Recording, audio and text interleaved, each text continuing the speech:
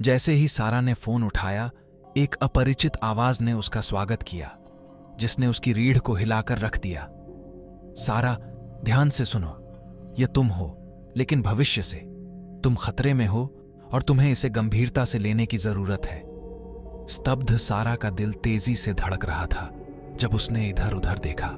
आधी उम्मीद कर रही थी कि कोई छाया से बाहर निकलेगा। यह कौन है? यह किसी प्रकार का घिनौना मजाक होगा।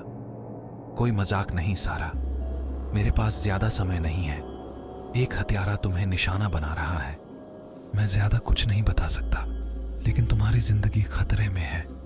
तुम्हें मुझ पर भरोसा करना होगा और जल्दी से कार्रवाई करनी होगी। सारा का मन अविश्वास और भय से कांप उठा।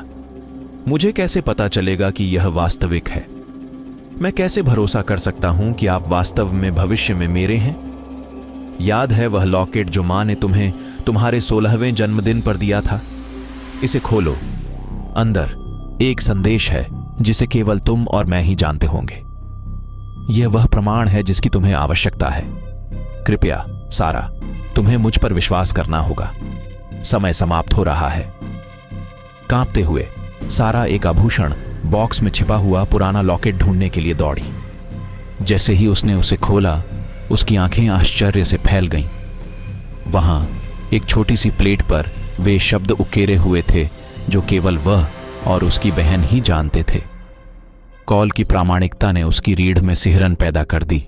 नए दृढ़ निश्चय के साथ सारा ने पूछा, ठीक है, मुझे आप पर विश्वास है। मुझे क्या करना चाहिए? एक बैग पैक करो, अपना घर तुरंत छोड़ दो, उस केबिन में जाओ जहां हम बचपन में जाते थे।